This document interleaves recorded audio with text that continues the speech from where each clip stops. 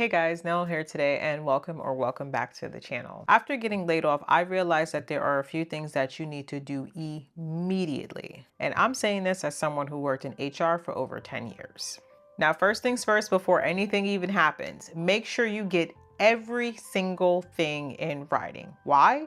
Because you would be very surprised how quickly things can get unclear very fast.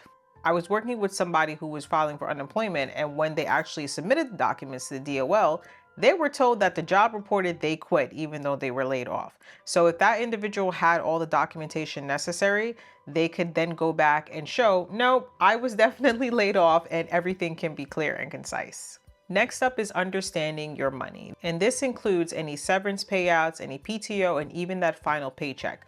Do not skim through that paperwork. Read through it. Take your time and do not rush to sign anything.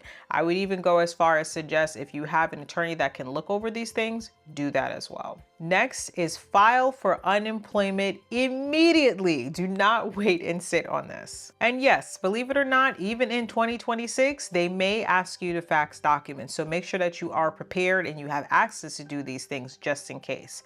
I actually found that you can do a mobile fax. I did it right through my HP printer. So that's a little tidbit for you guys to help out. And please do not forget about health insurance. Whether that is Cobra, the marketplace, whatever your state offers, make sure you look into it ASAP because these things can get very expensive really quickly. Then you need to sit down and get real about your finances. I always like to say trim the fat, so wherever you can cut out certain expenses that are not a necessity, look into that. Also, make sure that you're looking into your savings and trying to map out exactly what it is that you have coming in, whether that be unemployment or any other income at that period. Next up is updating your resume. I actually heard a couple of people say that as soon as they get into a new role, they start jotting down all the different things that they're doing just in case, because even in my situation, look at what happened. I would also tell you to make sure that you are taking those connections that you made in your role before you leave, because your network is going to help you a lot more than you think as opposed to just applying to jobs online.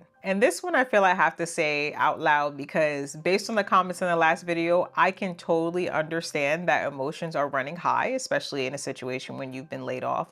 But please do me this favor and do not badmouth your employer. And I totally get that it might feel good in that moment, but trust me when I say in the long run, it is not going to help you. Things that actually work for me is just finding a trusted confidant or a source that you can vent to and get out those pain points and how you felt. Also journaling. It is amazing if you are in a situation where you can speak to your therapist or just somebody, even EAP services. Try to reach out to somebody professionally that you know is going to keep what you say in confidence, just to ensure that you have a positive outlet to get those negative feelings out. One thing that I realize now is the importance of keeping up with a routine. Planning out your day, giving yourself things to do, it really helps keep you grounded. And being sure you're taking care of your mental health. If your job offers EAP resources, that's employee assistance programs, make sure you look into that before your benefits are cut at the end of whatever term that they have given you. Also, be sure that you are, going outside and touching grass, getting some fresh air, going for a walk, things of that nature, because it definitely helps. Surprisingly, I actually lost weight during this period, but it actually has helped my mental health so much more because that is one of the things I was worried about as far as, not having that routine of going into somewhere. If you haven't seen my original video talking about what happened, yeah, it's a lot. I've been seeing a lot of different comments about areas that I could go deeper into: budgeting, career moves, all of that. So let me know in the comments what you actually want me to focus on. I'd rather give you guys real information that actually helps. And if you're going through something similar to this right now, you are not alone. But please remember that what you do next matters the most.